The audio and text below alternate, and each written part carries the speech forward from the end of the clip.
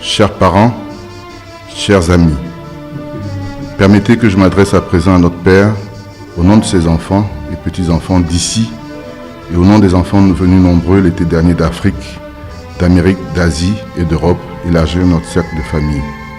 Papa Agré, comme ces derniers se plaisent à t'appeler. Papy, comme ceux d'ici t'appellent affectueusement. Voici réunis autour de toi avec tes enfants et tes petits-enfants, tes amis, qui ont pu répondre à notre invitation. Ta joie, je le sais, est immense. Leur présence constitue pour toi le meilleur des cadeaux. Mais tes petits-enfants qui ne peuvent comprendre qu'il puisse y avoir un anniversaire sans cadeau m'ont chargé d'en trouver un qui puisse te faire plaisir. J'ai pour ce faire pris l'initiative d'aller à la rencontre des amis que tu t'es fait tout au long de ton parcours. J'ai pu reconstituer votre histoire à chacune des étapes où ces amitiés se sont forgées. Des noms m'ont été communiqués, j'ai pu en dresser une liste. J'ai recueilli dans ce film des témoignages et ce film est ton cadeau d'anniversaire. Je t'invite à le découvrir et à recevoir les témoignages qu'il contient comme une couronne de fleurs dressée pour toi.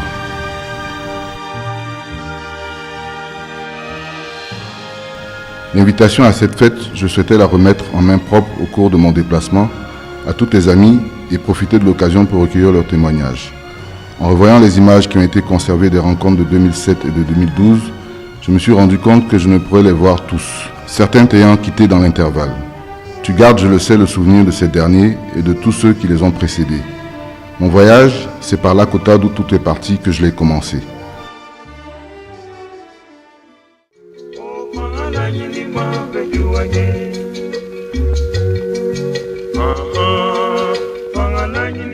C'est à Lakota que je découvre ce qu'une éducation religieuse dans une famille protestante de stricte obédience et une instruction donnée par des maîtres soucieux de rigueur et de discipline ont pu contribuer à ton respect des valeurs telles l'amour du prochain, le culte de l'amitié, la reconnaissance des bienfaits reçus.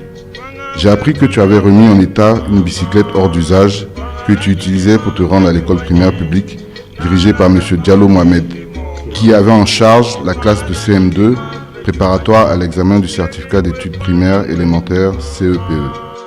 J'y ai vu la naissance du bricoleur que tu allais devenir. L'enseignement à cette époque autorisait les corrections physiques pour obtenir des élèves les meilleurs résultats. J'ai imaginé l'ambiance qui devait régner en classe quand M. Diallo invitait ses élèves à choisir entre Moussa et Samba, deux chicottes en rotin pour subir le châtiment de leur indiscipline, leur manque d'application ou les mauvaises notes reçues. J'ai été quelque peu soulagé d'apprendre que vous échappiez quelquefois aux cours distribués lors des punitions collectives. Ton ami inséparable Roberto, et toi Alberto, parce que trop chétif aux yeux du maître. Avec Diallo, il y avait beaucoup de rigueur. Avec Diallo, il ne fallait pas faire beaucoup de fautes, surtout le vendredi en dictée. Parce que si on faisait plus de 2 fautes, on était puni et on devait venir le samedi matin travailler dans son jardin.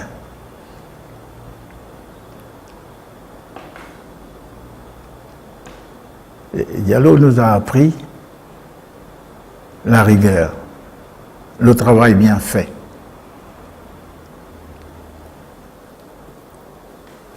Mais celui qui ne suivait pas ces préceptes-là était sévèrement puni.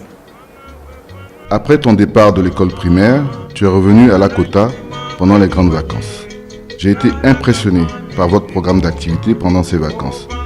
Celui-ci comportait un aspect culturel comme en 1957, la présentation d'un spectacle intitulé « Plein feu sur la poésie » en présence du chef de subdivision, M. Guy Tyrolien, d'origine guadeloupéenne, lui-même poète. Il comportait aussi un aspect social avec l'organisation de cours de vacances et un aspect sportif, enfin, avec l'organisation d'un tournoi de football. Louga, quand on fait un match, qu'on ne le classait pas, il pleurait presque.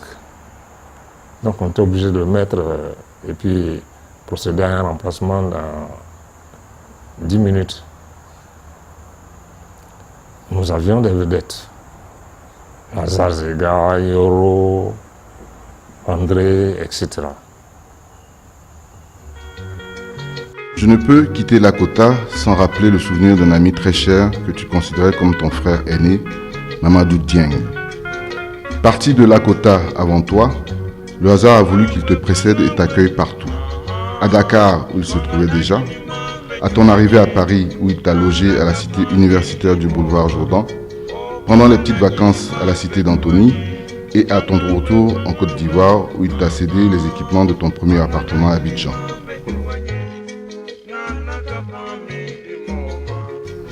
Votre rêve commun, en visitant certains dimanches les chantiers de construction, était de vous construire de confortables résidences. Parti trop tôt, il t'a laissé seul réaliser une part de ce rêve.